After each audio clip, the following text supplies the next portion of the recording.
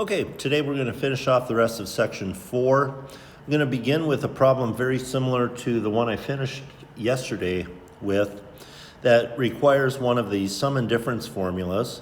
Here we're going to have the tangent of u plus v, given some information about u and given some information about v up above. So what we start with is the formula or identity for the tangent of a sum. So the tangent of u plus v is going to be the tangent of u plus the tangent of v divided by 1 minus the tangent of u times the tangent of v. Right? And so what we need, excuse me, are two values. We need the tangent of u twice, and we need the tangent of v twice. Right? And how do we get those? Well, we use the given information.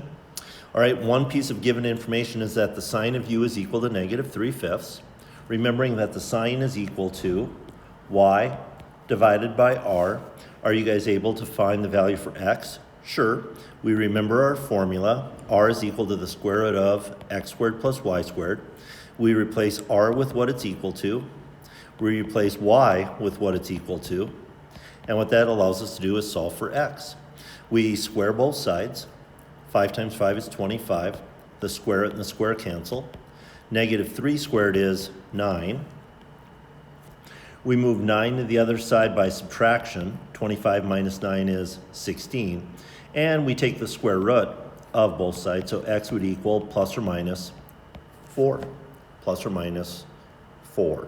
Now how do we know which x to use, the positive or the negative? Well, because we're in quadrant number 4, the x's, all of the x's in quadrant number 4 are positive.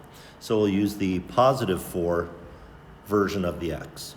Okay, and therefore, the tangent of u is going to be, by definition, y divided by x. So our y value is negative 3, and our x value is 4.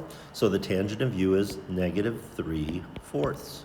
And we put that in both positions where we have a tangent of u. Similarly, we use the bit of information about angle v. I tell you that the cosine of v is 15/17. And we remember the definition for cosine is x divided by r. All right. Can we find the value for y? Again, sure. We use our little formula. R is equal to the square root of x squared plus y squared. We replace r with 17, and we replace x with 15. Can you solve for y? Sure. Square both sides. 17 squared is 289. The square root and the square cancel on the right side. 15 squared is 225. Move the 225 to the other side by subtraction. 289 minus 225 is 64. And get rid of the power of 2 by taking the square root of both sides, so y would be equal to plus or minus 8. How do we know which y to use? Well, we tell you that v is falling in quadrant 1, and everything is positive in quadrant 1, so we're going to use the positive 8 version of y. And then the tangent of v, by definition again, is y divided by x. We now know our y value is positive 8, our x value is 15, and therefore the tangent of v is 8/15. And we put that in both positions where we have a tangent of v. And what's left is just a little bit of arithmetic. And I'll try and do some of the arithmetic with you. Let's see, it should be easier downstairs. Negative thing times a negative thing is a positive. 3 times 8 is 24. 4 times 15 is 60. Up top, we need a common denominator for 4 and 15, which would be 60. So 4 times what? 15 gets us there. So 15 times negative 3 is negative 45. 15 times 4 gets us there, so 8 times 4 is 32. And so when we do the addition up top, we'd have negative 13/60. When we do the addition downstairs, we'd have 84/60. And then when we do a keep, change, flip, keep the first fraction the same, change division into multiplication by flipping the second fraction. The 60s will cancel top and bottom, and we're left with negative 13/84. All right, so the tangent of u plus v would be equal to negative 13/84. All right, so another difficult problem like we finished with yesterday. So second example. Okay, again, yesterday I mentioned guaranteed one of those will be on your test. Okay, so make sure you practice those. Next up, we can use all of our sum and difference formulas for verification problems. So as an example, I could do a real easy one to start with. I could ask you to verify that pi over 2 minus x is equal to the cosine of x. Now you might recognize the left side of this as one of our co-function identities, so you could look on your trig sheet. But I just want to show you that our sum and difference formulas work quite well here in verifying that this is actually true.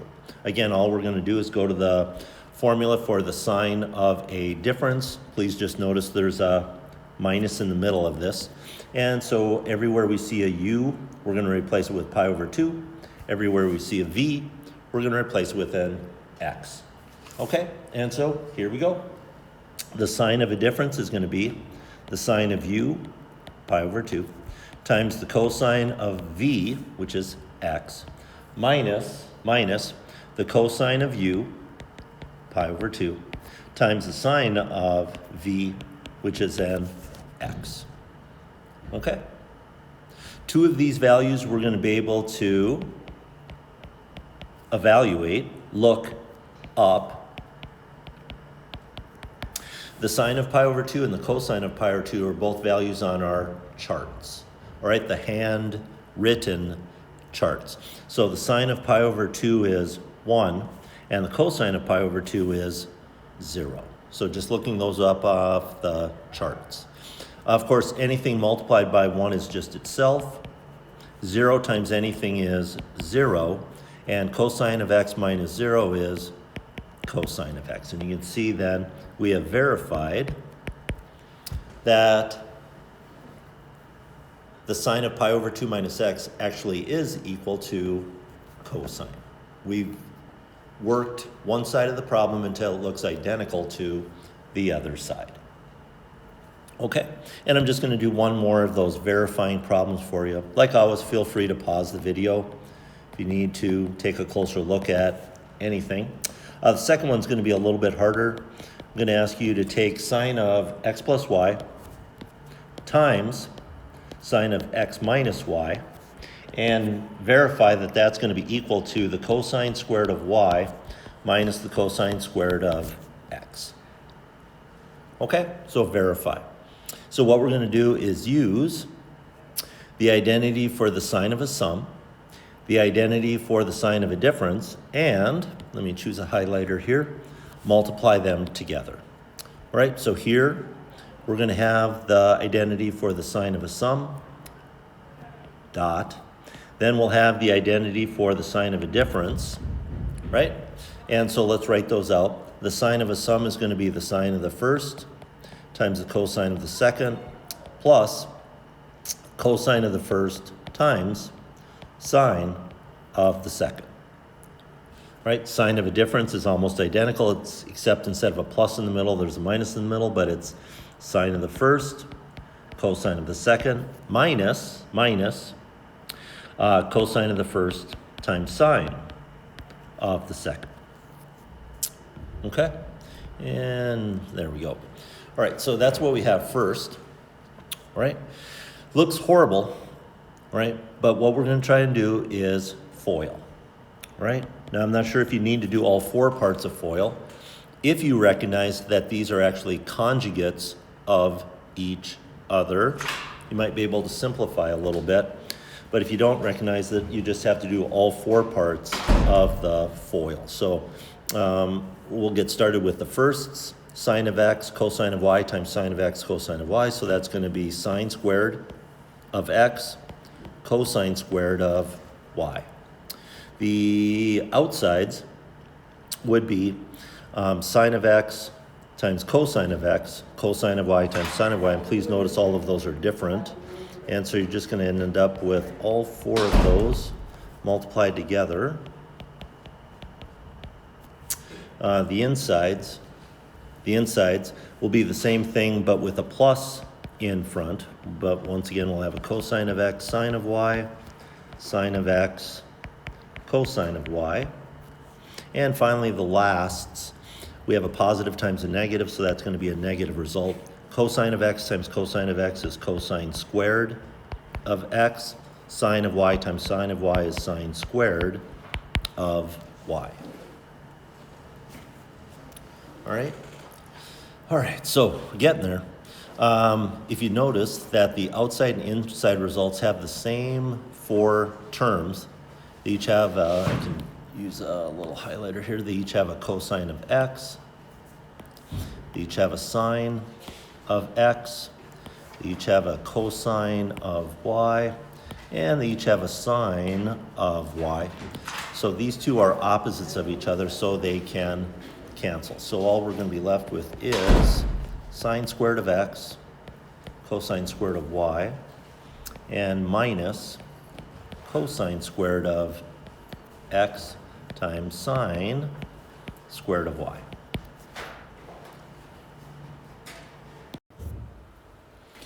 All right, at this point you'll notice that we have the cosine squared in our identity, which is what we want, and we also have the cosine squared of x in the identity. Unfortunately, we have a couple of terms that we want to essentially get rid of. We don't want the sine squared there and the sine squared there. So to get rid of those, what we're going to do is use an identity. So we're going to leave cosine squared of y and cosine squared of x there. We're going to leave those alone, but we're going to replace sine squared of y and sine squared of x with what they're equal to. And remembering that sine squared plus cosine squared is equal to 1, we can replace sine squared then with 1 minus the cosine squared of, of x for this one, and 1 minus cosine squared of y for that one. Okay, and then just a little bit of distributive property, and you'll see that we're going to be almost done. Cosine squared of y times 1. Cosine squared of y times negative cosine squared of x. The variables are different, so all we can do is write those next to each other.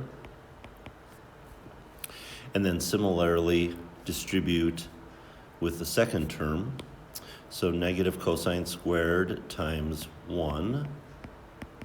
And negative cosine squared of x times negative cosine squared of y would be positive cosine squared of x, cosine squared of y. Right? And we're essentially done because we have opposites. We have negative cosine squared of y, cosine squared of x, positive cosine squared of x, cosine squared of y. So these are opposites of each other. So what we're left with then is cosine squared of y and minus cosine squared of x. And that's what we were supposed to show this was equal to. So we have our identity verified. Okay. Alrighty. Feel free, again, like always, to pause the video. And then the last problem I want to do to finish up section 5.4 is one equation problem. So we're going to ask you to solve a trig equation that involves signs of sums. Right? So we're going to have the sine of x plus pi over 2 plus sine of x minus 3 pi over 2 is equal to 1. And I'm going to ask you to find all of the solutions on the interval from 0 to 360 degrees that make this equation true. All right? So how do we get going on this one? We apply the rule or the formula for the sign of a sum. So everywhere we see a U, we'll replace it with an X. Everywhere we see a V, we'll replace it with, excuse me, pi over 2. Right, and so we'll get started. So the sign of a sum is the sine of the first replacing the U with X. There we go. Times the cosine of the second, pi over 2, plus the cosine of the first times the sine of the second. So that would be the identity for the sign of the sum. Then we have a plus sign, and now we have the sign of a difference. So everywhere we see a U, we're going to put in an X. Everywhere we see a V, we're going to put in 3 pi over 2. And we will get the sine of the first times the cosine of the second, excuse me, minus the cosine of the first times the sine of the second. Right? So this is the formula for the sign of a difference. Now it looks like a horrific mess, but we have 4 trig values that we can evaluate, simplify. And so I'm going to do that. I'm just going to kind of set up some parentheses so that you can see that we're going to be inserting 4 values. The first is the cosine of pi over 2, which is 0. The next is the sine of pi over 2, which is 1. Next is the cosine of 3 pi over 2, which is 0. And the last is the sine of 3 pi over 2, which is negative 1. All right, so just using the backside of your trig sheet, or I guess a calculator, you can punch out the 4 trig values. Now, because we have multiplication by 0, that term wipes away, and we'd have 1 cosine of x, just moving the 1 in front. Once again, we have multiplication by 0, so that term just gets wiped away. Then I've got minus cosine times negative 1. 2 negatives multiplied together would be positive 1. And then 1 cosine plus 1 cosine is 2 cosine of x is equal to 1. We can then divide both sides by 2. All right, so we get the cosine of x equals 1/2. And then we're asking for what angles would we get a cosine value that is 1/2. So backside of your trig sheet, look up 1/2 on your trig chart. The reference angle is 60 degrees. And then in which quadrants is the cosine positive? So that'll be quadrant number 1 and quadrant number 4. So we need the 60-degree reference angle in 1 and the 60-degree reference in 4. So those two angles, 60 and 300 degrees. Okay, so that's going to be the end of this video. And you should have plenty of time left during the class period to then work on your assignment for 5.4. Okay? All right, have a good day.